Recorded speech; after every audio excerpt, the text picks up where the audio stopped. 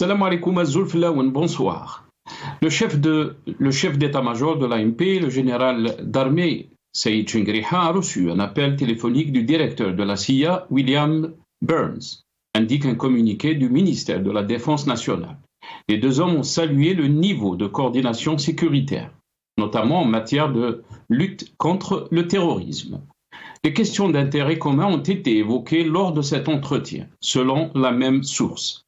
Les deux parties ont fait part de leur volonté commune de consolider les liens de coopération et de coordination entre les deux pays, dont le volet sécuritaire. Les discussions ont également constitué une opportunité pour les deux parties d'exprimer leur satisfaction du niveau de coordination sécuritaire atteint, notamment dans le domaine de la lutte antiterroriste, a ajouté le MDN. Cet entretien entre le chef d'état-major de l'ANP et le patron de la CIA survient au lendemain de la visite le 3 septembre dernier en Algérie du secrétaire d'État adjoint pour l'Afrique du Nord, Josh Harris, pour discuter du soutien partagé de l'Algérie et des États-Unis aux approches multilatérales des questions régionales, selon l'ambassadrice des États-Unis à Alger. Et moins d'un mois après la visite du ministre des Affaires étrangères Ahmed Attaf à Washington le 8 août dernier, plusieurs relais d'information ont parlé d'une convocation plutôt qu'une visite. Le chef de la diplomatie algérienne a rencontré son homologue américain Anthony Blinken. Les deux hommes avaient évoqué la coopération entre les deux pays, le conflit au Sahara occidental et la situation au Niger, où un coup d'État a évincé le président élu Mohamed Bazoum le 26 juillet.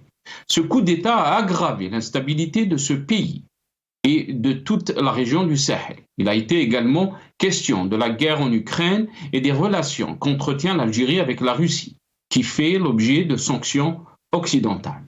Rappelons donc le contexte géopolitique mondial, mais aussi ce qui nous intéresse dans la relation algéro-américaine. Alors qu'il était annoncé à Paris pour la mi-juin, après le report de sa visite le mois de mai, M. Tebboune s'est finalement rendu à Moscou pour rencontrer son homologue russe, Vladimir Poutine, qu'il a qualifié de l'ami de l'humanité. D'ailleurs, même Vladimir Poutine semblait gêné. Et le voilà à Pékin pour s'assurer de l'appui des Chinois et de leur soutien pour la candidature de l'Algérie aux BRICS, qui s'est soldé par un échec. Le chef de l'État, Abdelmadjid Tebboune, et sa délégation ont donné des gages à leurs homologues chinois.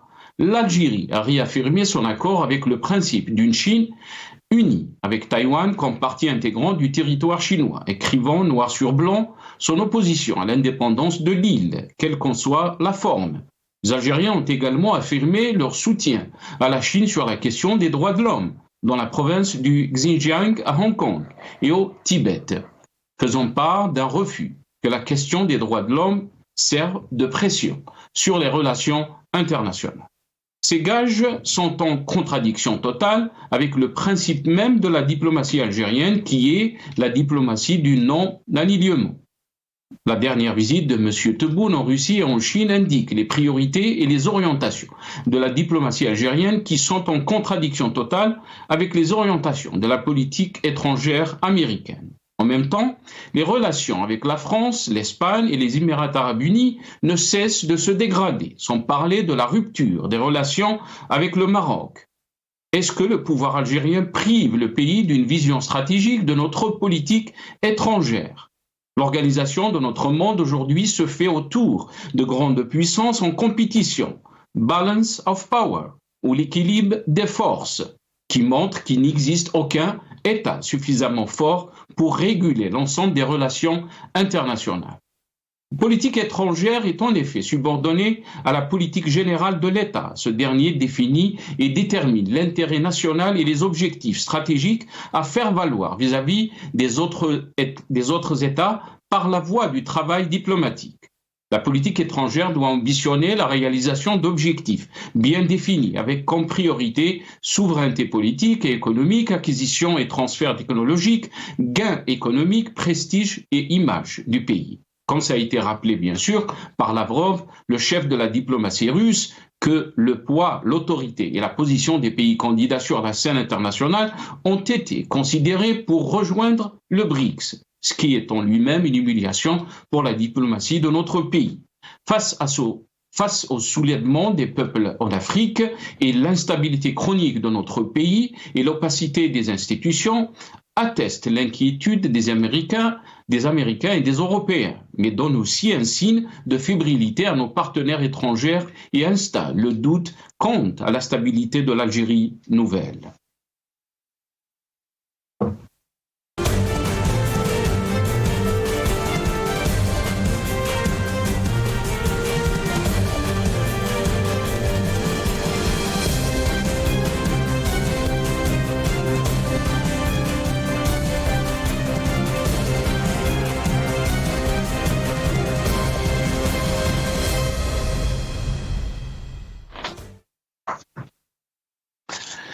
Appel entre Shingriha et le directeur de la CIA, les Américains haussent le ton, point d'interrogation, point d'exclamation, c'est le titre de notre émission pour ce soir.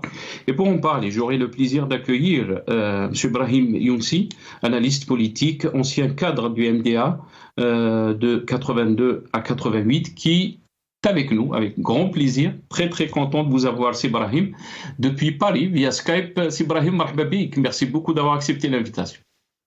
Merci de m'inviter de nouveau, même si je ne suis pas apparu sur vos écrans depuis un petit moment.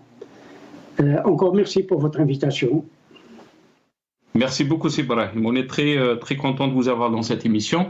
Comme j'ai le plaisir aussi d'accueillir notre ami Kamel Mouktefi, universitaire, militant politique. Il est avec nous depuis le Canada via Skype. Kamel Mouktefi, bonsoir. Merci beaucoup d'avoir accepté l'invitation. Merci à vous pour l'invitation et bonsoir à votre invité. Bonsoir à tous les auditeurs et auditrices de Maghrébia. Merci. Merci Kamel Mouktefi. Ibrahim, on va commencer cette émission avec vous.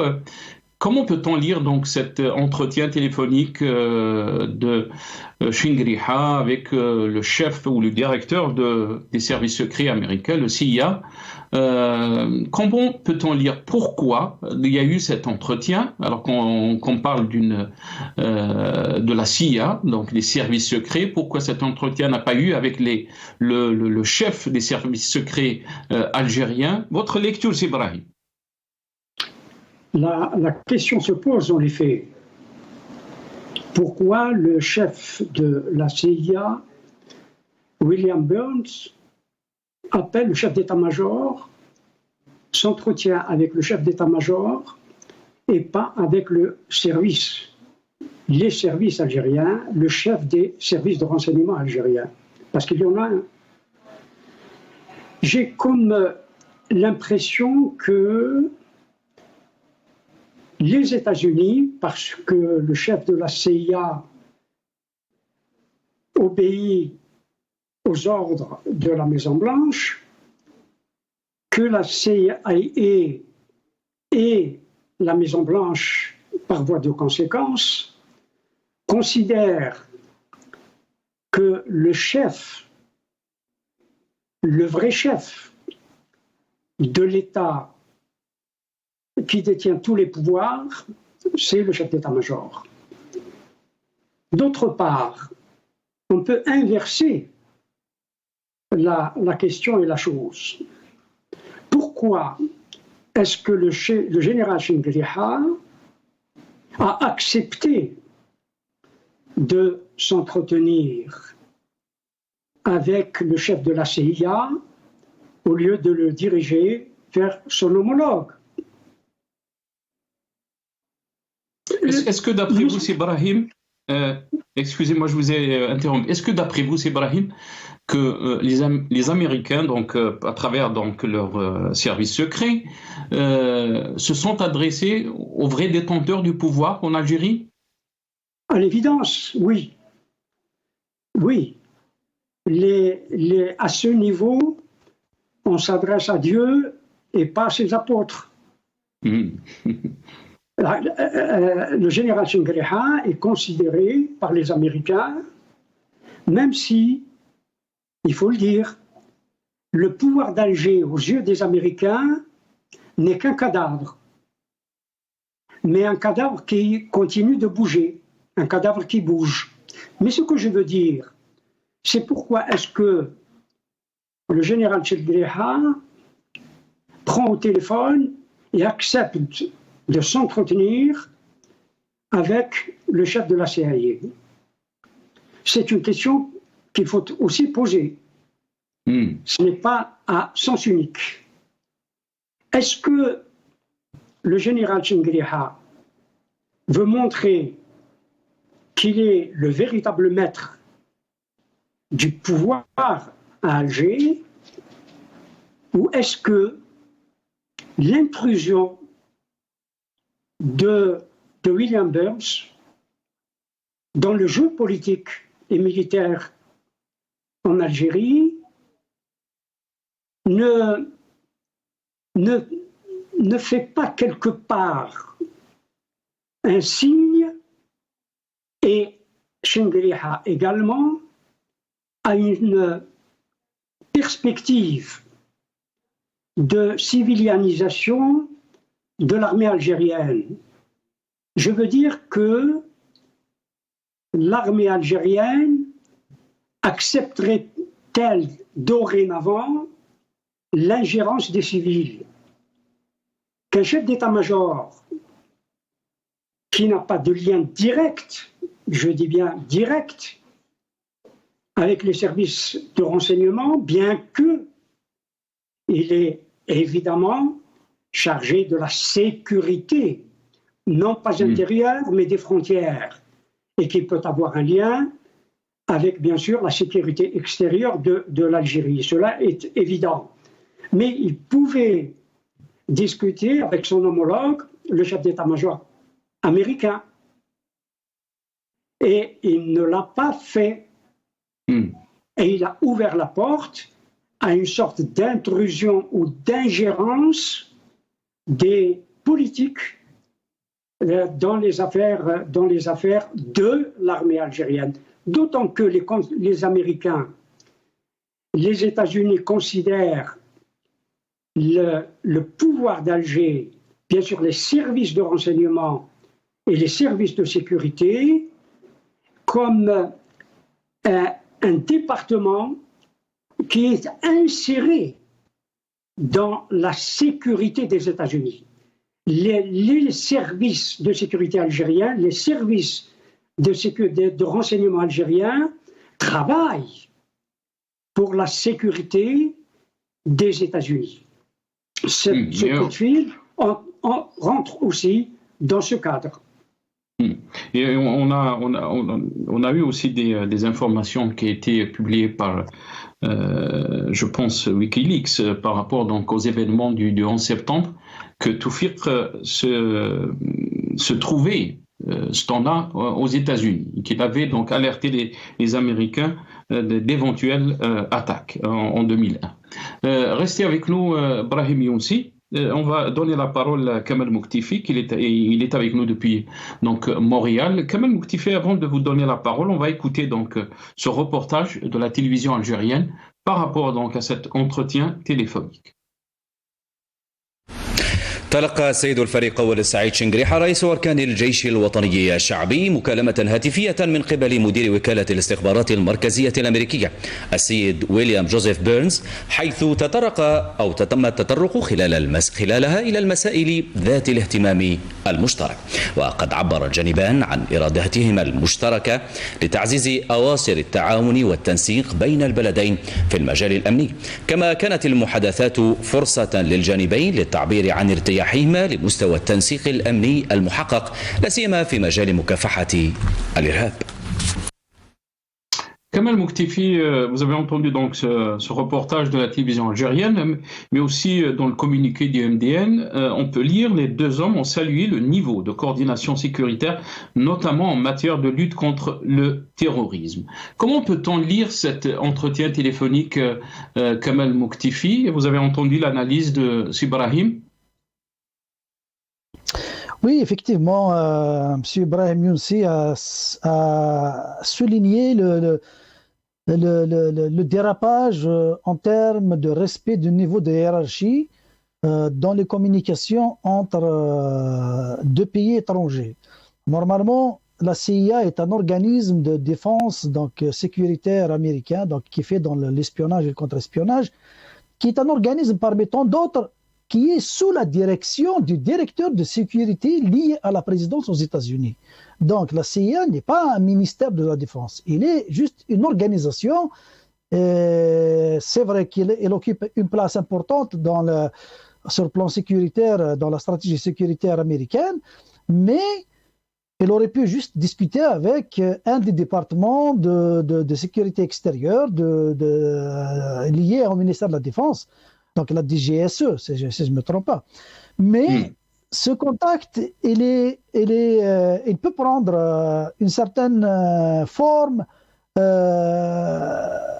parce que la CIA maîtrise la situation au niveau du Maghreb, au niveau du Sahel, et dans cette conjoncture de grand chamboulement au niveau de la région maghrébо-sahélienne, donc les contacts doivent se faire. Mais pourquoi à ce niveau-là? La question qui se pose aussi, pourquoi médiatiser un appel téléphonique entre deux services militaires, donc que ce soit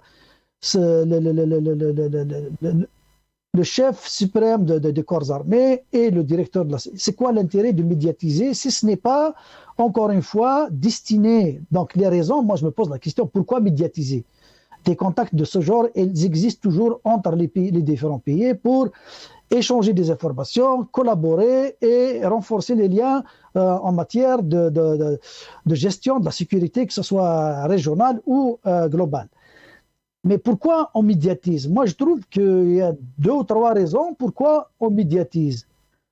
La médiatisation de cet appel, elle est destinée à la consommation interne, parce que le pouvoir algérien, nous le connaissons, il est en panne de légitimité. Il cherche toujours à démontrer au peuple qu'il est fréquentable par les puissances mondiales. Donc, dans l'imaginaire de l'Algérien, la CIA, telle que nous la connaissons à travers les films, à travers les documentaires, c'est le pouvoir aux États-Unis. Donc, il fait la pluie et le beau temps. Donc, si le pouvoir algérien entretient des relations avec la CIA, donc c'est un pouvoir fréquentable, accepté à l'étranger. Ça, c'est destiné pour l'opinion intérieure. Maintenant, l'autre raison que je développerai, c'est aussi, on regarde les relations qu'entretiennent l'Algérie avec les Russes, avec les Chinois, et connaissant les Américains. Si vous vous souvenez bien, la dernière rencontre avec le secrétaire d'État qui a rendu public l'enregistrement des échanges au niveau de la présidence, et cet appel ne peut pas être caché de ses partenaires et surtout de ceux qui sont considérés chargés de difa' an al-hurriyatina, comme ils le disent. Kamal Mouktifi, puisque vous êtes en train de parler de ce passage, on a cette vidéo. On va vous faire jouer la vidéo en question, donc cet entretien qu'il y avait entre Blinken et le chef de l'État, Al-Majid Tebboune. On regarde la vidéo, je reviens à vous très rapidement. وعارفين بلي الجزائر دولة نافذة في افريقيا وفي العالم العربي وفي البحر الابيض المتوسط. انا قلتها في لقاءات اخرى، قلت غير الجزائر اللي ما مانيش بالقوة نتاعهم. الجزائر قوة. En ce qui concerne bien sûr l'arbitrage des États-Unis d'Amérique dans tous les conflits internationaux, dans toutes les... Nous sommes pour. Nous sommes, peut-être nous sommes des rêveurs peut-être, mais on rêve d'un monde plus équilibré, d'un monde où la liberté est mieux défendue, d'un monde où nous faisons ce que nous pouvons avec nos moyens. Et dans notre environnement, parfois on est compris, parfois on est incompris.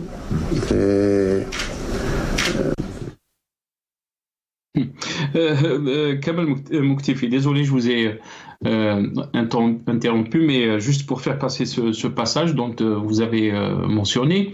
Donc, bien sûr, Tebboune a déclaré qu'il était d'accord avec les arbitrages des Américains par rapport donc à la géopolitique, par rapport à ce qui se passe dans le monde. Je vous laisse continuer votre analyse. Oui, effectivement. Donc, je suis sur la lancée de dire que la médiatisation de cet appel, Et voilà comment je vois les raisons pour la médiatisation de cet appel. Sinon, ça ne serait pas important de le mettre public. Ce n'est pas un pouvoir démocratique, élu démocratiquement, pour qu'il rende compte au peuple. Dans des pays qui se respectent, ce genre d'appel sont rendus publics parce qu'ils sont élus par le peuple, ils doivent rendre des comptes aux élus, ils doivent rendre des comptes au peuple. Et de cette façon-là, quand on médiatise ce genre d'appel, c'est une façon d'assurer la transparence. Mais ce n'en est pas le cas. Donc, il n'est pas question ici de transparence, il est plus question de vendre à la consommation interne un message que nous sommes fréquentables par les puissances étrangères et aussi de couper l'herbe sous les pieds des Américains qui pourrait éventuellement rendre public cet entretien qui va fâcher les alliés de l'heure, parce que c'est des alliés conjoncturels, la Russie et la Chine, pour leur dire voilà, qu'est-ce que vous manigancez au-dessous de la table avec les Américains. Donc de cette façon-là, ils ont coupé l'herbe sous les pieds des Américains, ils ont rendu public cette affaire, mais le contenu maintenant, est-ce que nous pouvons connaître le contenu de cet appel? Nous ne pouvons pas, il s'agit de secret défense, il s'agit de discuter des questions régionales qui concernent la stabilité sécuritaire au niveau du Sahel, et aussi ce qu'on refuse de dire dans cette affaire-là quand on cache des choses, la position de l'Algérie par rapport à l'AFRICOM. L'AFRICOM qui est l'un des 11 commandements combattants unifiés des États-Unis. Vous savez que les États-Unis, dans chaque région du monde, ils ont mis un commandement militaire qui se charge de gérer les intérêts des Américains. Donc l'Afrique, il est géré par l'AFRICOM, qui est basé plus en Espagne, vu qu'il y a un refus de créer des bases militaires en Afrique. On ne sait pas encore, est-ce que à Tamanrasset, on a cette base-là qui permet à l'AFRICOM de faire son travail, mais est-ce que ce n'est pas une façon de faire du chantage à l'Algérie, puisque c'est la CIA qui appelle, est-ce que ce n'est pas une façon de relancer le débat autour de l'AFRICOM pour ramener l'Algérie à accepter les exigences des Américains pour permettre à cette base opérationnelle d'opérer dans la région du Sahel à partir de Tamanrasset. Voilà. Très bien, restez avec nous, Kamal Moktifi. Ibrahim, je vais revenir à vous. Donc, on va revenir sur les déclarations de Chinguiriha quand il avait dit que l'Algérie est un facteur de stabilité. On l'écoute et je reviens à vous très rapide.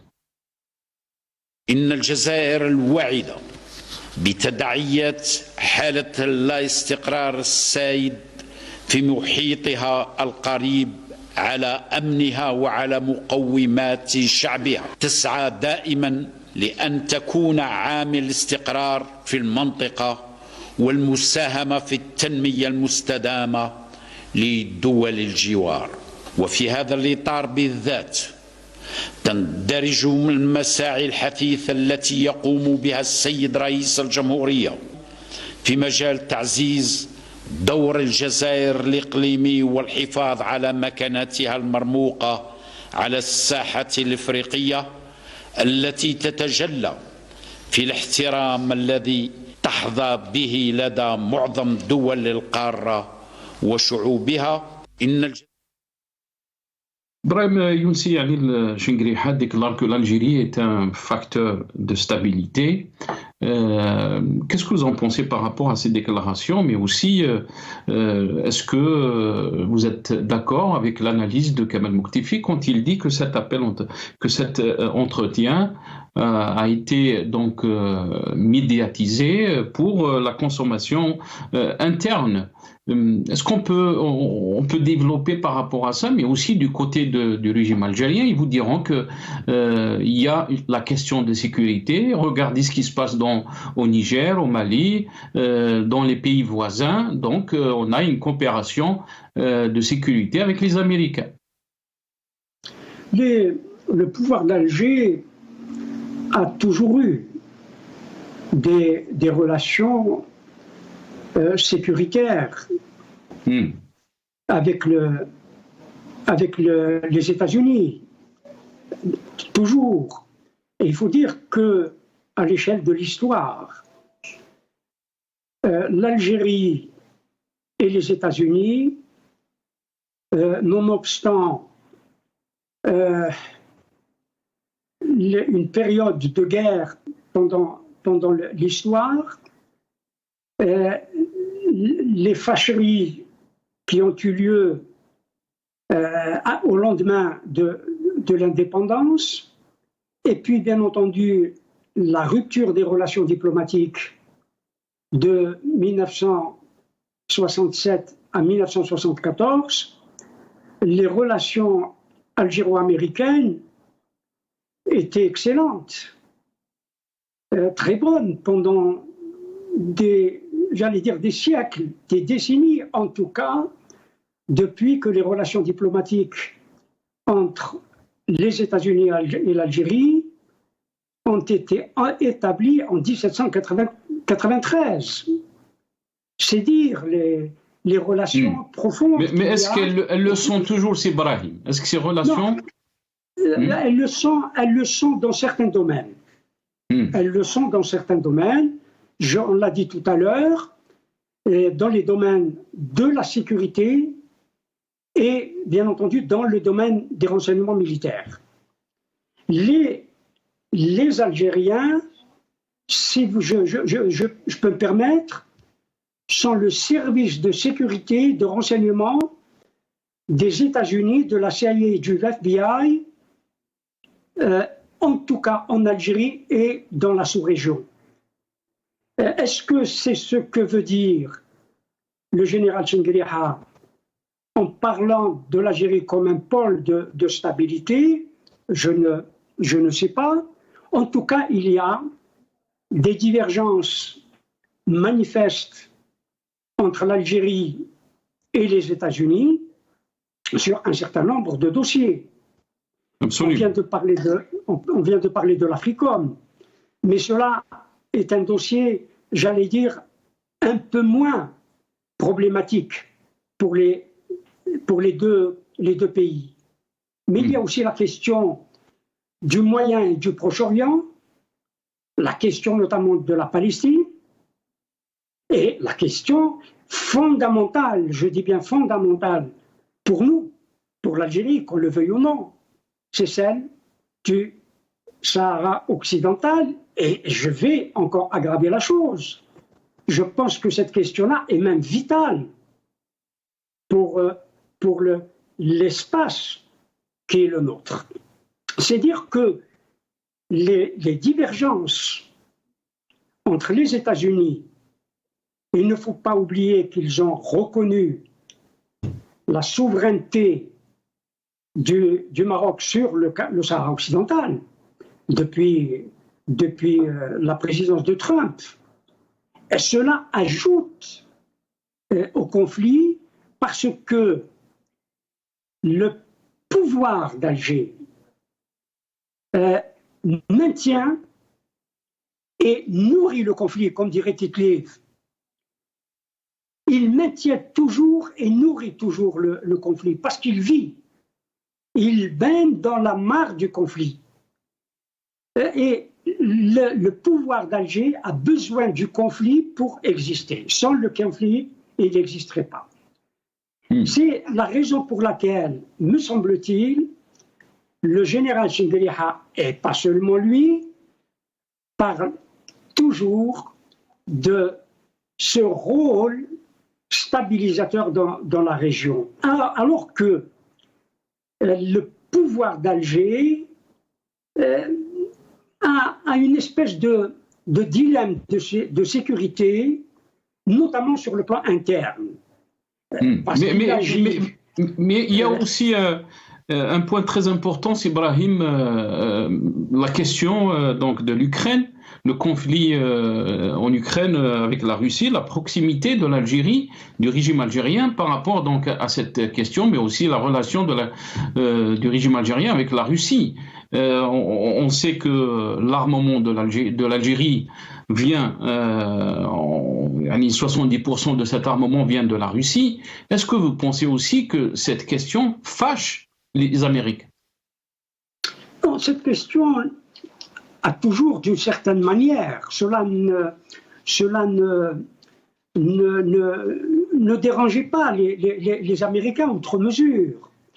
sachant pertinemment que la proximité de l'Algérie depuis, même avant son indépendance, mais singulièrement depuis son indépendance, qu'elle était, bon, j'emploie le mot, mais il n'est pas tout à fait exact, est alignée sur Moscou et sur les pays, disons, socialistes, comme la Russie, mais d'autres pays. Souvenez-vous du voyage que le premier président de la République algérienne, Ahmed Ben Bella, a fait à Washington à l'invitation du président John Fitzgerald Kennedy et qui se rend de Washington à La Havane dans un avion cubain, alors que les relations algéro-cubaines n'existaient pas, ou étaient pas algéro-cubaines, algéro-américaines, étaient très très mauvaises, il n'y avait pas de relations.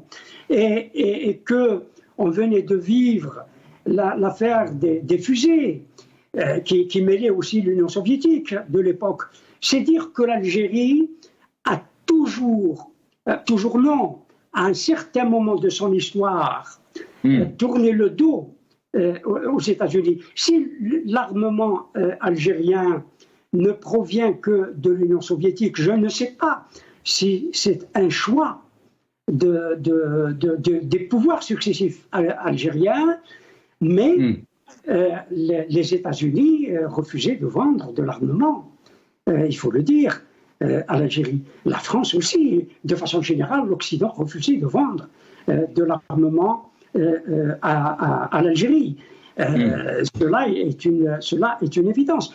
Ceci étant, le pouvoir ou les pouvoirs en place à Alger ont quand même sont intervenus sous Chabib Bedjidid en particulier, notamment dans l'affaire des otages américains en Iran, ont joué les missi dominici d'autant que l'Algérie était le chargé d'affaires de l'Iran, le missi dominici entre l'Iran et les États-Unis dans les périodes les plus dures, si j'ose dire, dans les relations algéro-iraniennes. C'est dire que l'Algérie a des proximités indéniablement avec les États-Unis, et cela de longue date.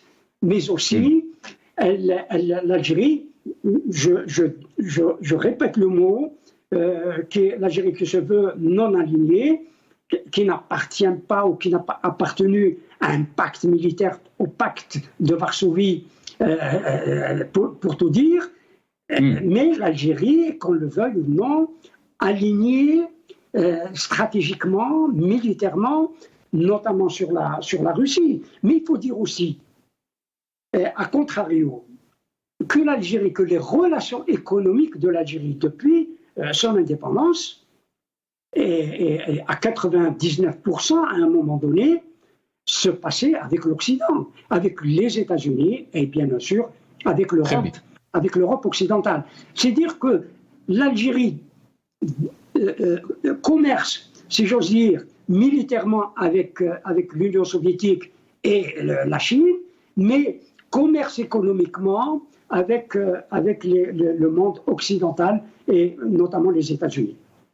Très bien, restez avec nous, Brahim Younsi. On va revenir aussi sur la diplomatie de l'Algérie, surtout après l'avènement d'Abdelmajid Tebboune. On va regarder cette vidéo de Chingriha, le chef d'état-major, qui dit merci à la Russie et notre ami. Donc on regarde cette vidéo. كما أود أن أشكر فيدرالية روسيا الصديقة على كرم الدعوة للمساهمة في هذا الدورة 11 للمنتدى بمداخلة هذه المخصصة أمن الشرق الأوسط والقارة الإفريقية في جوانبه العسكرية، وذلك من أجل عرض المقاربة الجزائرية في التعامل مع التحديات والتهديدات الأمنية التي تواجهها هذه المنطقة.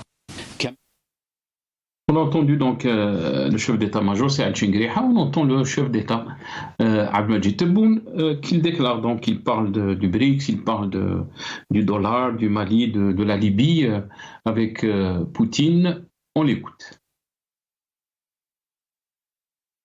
وضغوطات ربما دولية ولكن هذه ما تأثرش لا تؤثر على الصداقة الموجودة بيننا. استقلالنا يأتي بمساعدة قوية من روسيا الفيدرالية الصديقة في تسليحنا وفي الدفاع عن حريتنا في ظروف إقليمية صعبة.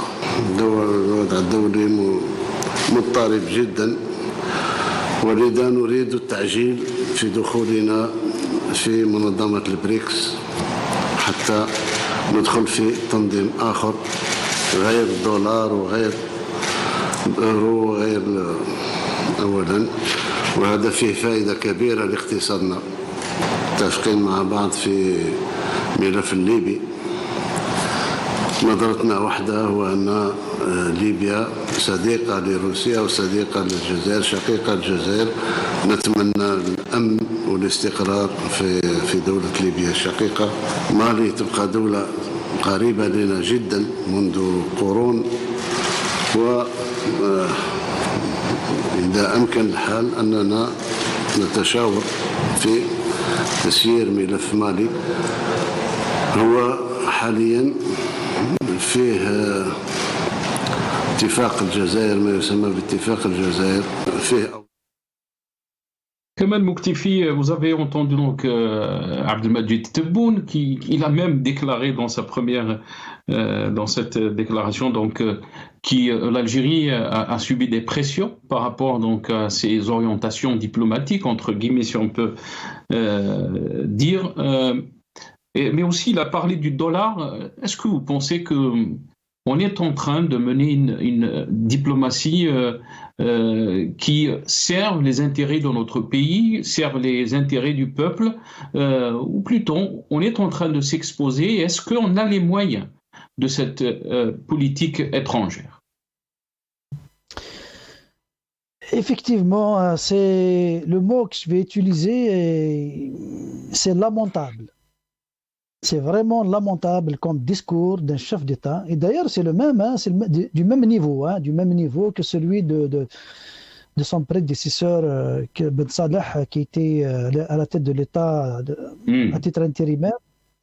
C'est un discours lamentable devant un chef d'État, devant une puissance mondiale. Si on avait envoyé un stagiaire qui venait de sortir de l'École nationale d'administration, option qui prépare un diplôme en diplomatie, en option diplomatie. Il aurait mieux porté le discours du pouvoir que cette catastrophe qu'on vient d'entendre. C'est malheureux de parler de cette façon. Ça ne me représente pas en tant qu'Algérien. Sérieusement, je ne me reconnais pas. Je ne me reconnais pas et sincèrement, moi quand j'ai quitté l'Algérie pour ne pas être gouverné par une catastrophe pareille. C'est la raison pour laquelle j'ai quitté l'Algérie pour aller au Canada. Revenons à la diplomatie. Est-ce que nous avons les moyens de faire face à toutes ces pressions, à toute cette diplomatie qu'ils sont en train de déployer? Nous n'avons pas les moyens. L'Algérie a les richesses minières, les richesses pétrolières à servir et à gauche à droite pour calmer les pressions, calmer ceux qui nous attaquent à l'extérieur. C'est tout. Nous n'avons rien d'autre à offrir. On ne peut pas aujourd'hui rejeter le dollar parce que tout se fait en dollars. Notre pétrole, il est vendu en dollars. Le contrat de 1973 entre les Américains et l'Arabie Saoudite qui stipule que l'Arabie Saoudite ne doit pas vendre son pétrole en dehors de la devise dollar américaine. Et il le respecte jusqu'à maintenant malgré son adhésion au BRICS. D'ailleurs, peut-être que c'est la raison pour laquelle il a été accepté pour remettre en cause ce contrat-là, vu que c'est le plus grand pays exportateur au monde du pétrole. L'Algérie n'a pas les moyens de se débarrasser de l'euro, n'a pas les moyens de se débarrasser du dollar. Et qu'est-ce qu'elle va acheter en Russie en utilisant le rouble ou le dinar? Qu'est-ce qu'elle va acheter en dehors des armements?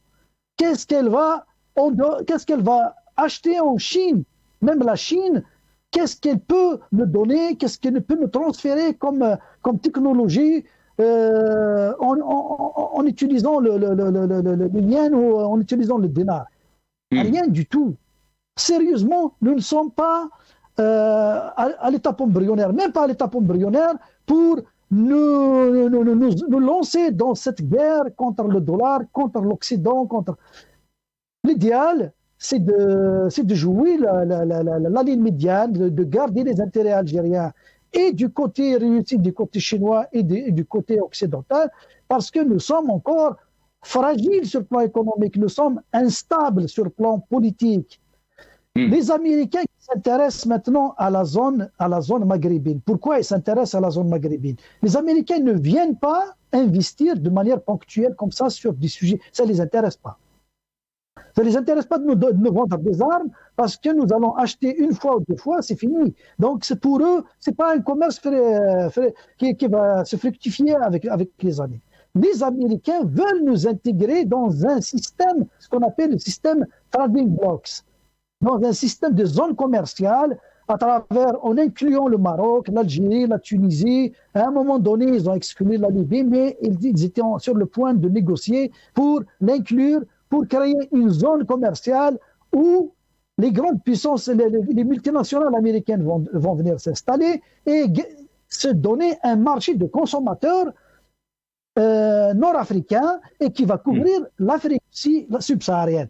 Donc ça, c'était le plan américain sur le plan économique. Elle a laissé historiquement, il s'en est remis à la France pour jouer un rôle prépondérant dans cette zone nord-africaine, mais malheureusement la France, elle perd du pied, elle perd le contrôle au profit des Chinois et des Russes. C'est la raison pour laquelle les Américains maintenant reviennent dans cette zone pour récupérer ce que la France a perdu au profit de ses adversaires, les premiers adversaires, c'est la Chine et la Russie. Donc là, les Américains sont en train de faire ce que les Français ne pouvaient pas faire en Afrique du Nord. Et l'Algérie ne peut pas se passer de l'investissement américain en Algérie, ne peut pas se passer de l'investissement européen en Algérie. Parce que je ne soutiens pas les Américains, je ne soutiens pas les Européens, c'est par stratégie. Chaque pays doit défendre ses intérêts, mais regarde bien. Mais Kamal Mouktifi, est-ce que aussi la question vous avez parlé de la légitimité de ce pouvoir, mais est-ce que on n'inquiète pas à l'international, on n'inquiète pas les Américains, parce que la question aussi se pose par cet entretien téléphonique, la question qui se pose, est-ce que menace ou coopération, si on peut dire, entre les Américains, sachant que donc les positions de l'Algérie par rapport donc à des dossiers très importants pour la politique étrangère américaine, mais aussi par ce qui se passe à l'intérieur, cette instabilité des institutions en Algérie, cette instabilité politique. Est-ce qu'on n'inquiète pas Kamal Mouktifi? Oui, c'est sorti de la bouche du chef de l'État. C'est lui qui dit que devant les pressions que nous subissons, nous affirmons toujours notre soutien à la Russie. Certainement que c'est qui fait des pressions, c'est les Occidentaux, c'est les adversaires des Russes qui exercent des pressions sur l'Algérie pour changer un peu son orientation et revenir à de meilleures raisons. Mais ça c'est connu mondialement. Est-ce que maintenant l'Algérie, les Américains craignent une instabilité en Algérie? Ne vous inquiétez pas. Rien ne se passe dans le monde sans les Américains. Rien ne peut se passer dans la zone maghrébine sans l'aval des Français. Les différends qui existent entre l'Algérie et le Maroc actuellement, c'est les deux pays qui les entretiennent. C'est les États-Unis et la France. Restez avec nous, Kamal Mouktifi. S'ils voulaient régler le problème du Sahara occidental, ils l'auraient réglé. S'ils voulaient régler le problème entre le Maroc et l'Algérie, ils l'auraient réglé. Mais c'est utilisé de façon à exercer une pression du côté occidental à l'Algérie, la pression sur l'Algérie pour la déstabiliser, parce que nous sommes dans une guerre, troisième guerre mondiale qui ne dit pas son nom. Donc c'est la reconquête de l'Afrique pour la France et c'est l'empêchement de l'intrusion sino-russe pour les Américains. Donc, s'ils veulent nous déstabiliser, ils l'auraient fait tout de suite. Mais les menaces, elles existent. Les pressions, elles existent. Et il s'agit maintenant à l'Algérie d'être intelligente, d'avoir un gouvernement intelligent. Et cela ne peut pas se faire sans engager les meilleurs enfants de l'Algérie. Et les meilleurs enfants de l'Algérie ne peuvent être engagés dans un gouvernement de sauvetage de la nation sans ouverture démocratique, sans ouverture médiatique. Cette fermeture-là va fragiliser le pouvoir et va fragiliser aussi l'Algérie.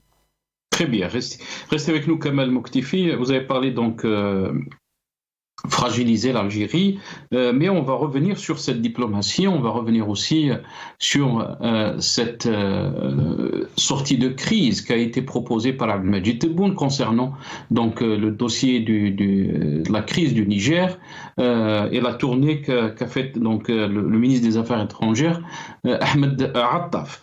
Chingriha bien sûr a déclaré auparavant que l'Algérie a pu réaliser des succès diplomatiques. On l'écoute et je reviens à mes invités.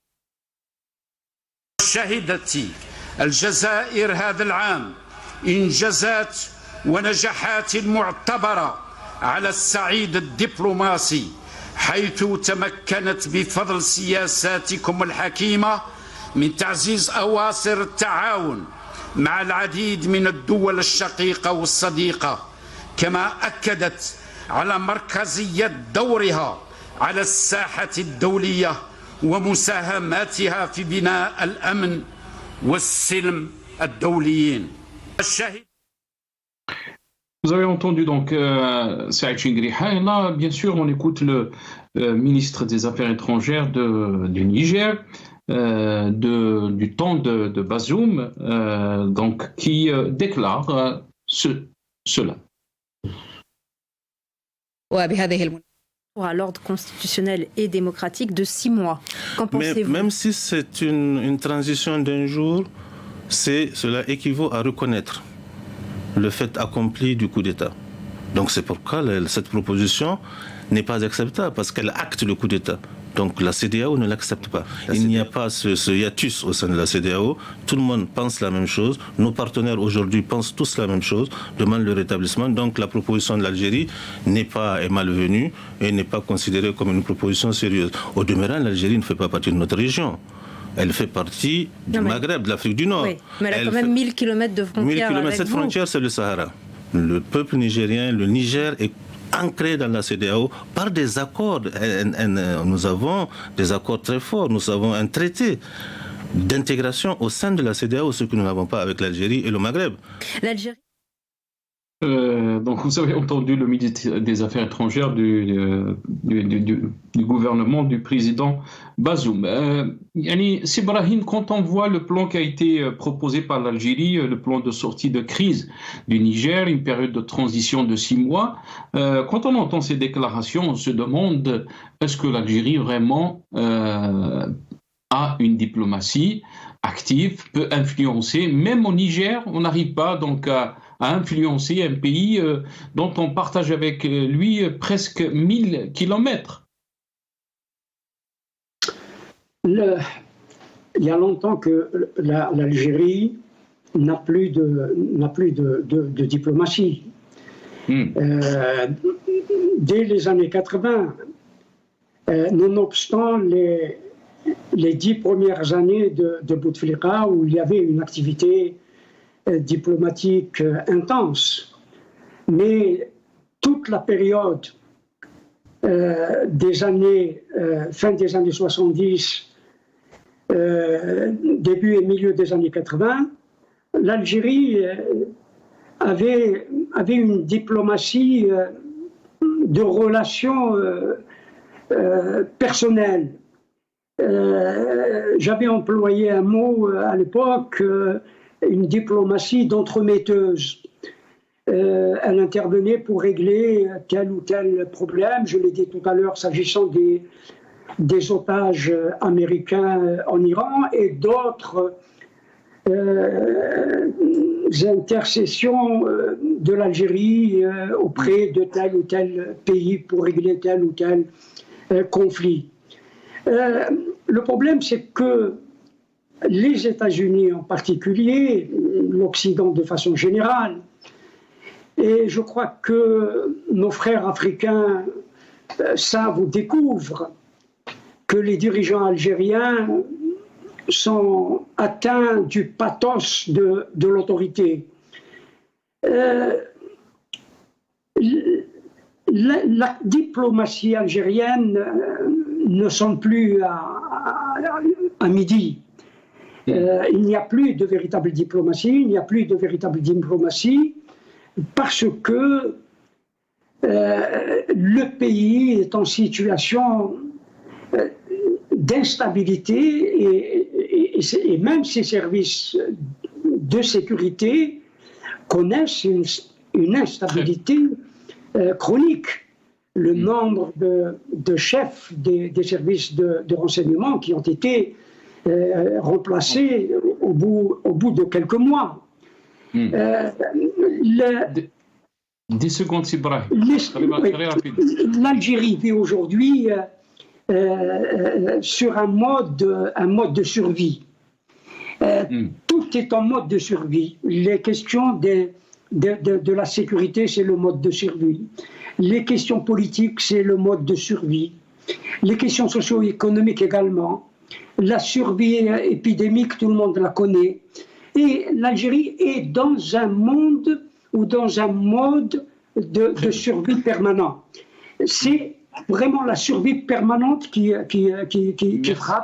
frappe notre pays, et raison pour laquelle nous sommes encore et toujours sous un statut ou dans une situation d'exception. C'est l'état d'exception permanent. Merci beaucoup, c'est Ibrahim. Barakallahu fik, l'état d'exception permanente. Kamal Mouktifi, juste un mot parce qu'ils sont en train de me dire à l'oreillette qu'on doit conclure cette émission très rapidement. Oui, l'Algérie a toujours tourné le dos à l'Afrique. Et surtout les pays limitrophes, les pays les plus proches. Donc, moi, j'ai eu l'occasion de séjourner un mois au Niger. Donc, j'ai discuté avec certains. J'étais accueilli par une famille qui était impliquée en politique et tout ça. Très rapide. Il reproche à l'Algérie son absence sur le plan économique en Afrique. Il n'y avait aucun investissement. Mais c'était la période de 90, on était absent parce que c'était la crise sécuritaire à l'interne. Mais durant le temps de Bouteflika, avec l'argent à flot et tout ça, l'Algérie n'a rien fait en Afrique. N'a rien fait et ne connaît même pas la politique africaine. Maintenant, il vient proposer... Pardon. Désolé Kamal, parce qu'on doit rendre l'antenne à Saha, Kamal Mouktifi, donc universitaire. On vous donnera plus de temps, Inch'Allah. Désolé, militant politique, vous étiez avec nous depuis le Canada aussi. Grand merci à M. Brahim Younsi, analyste politique, ancien cadre du MDA de 82 à 88. Merci à vous, chers téléspectateurs.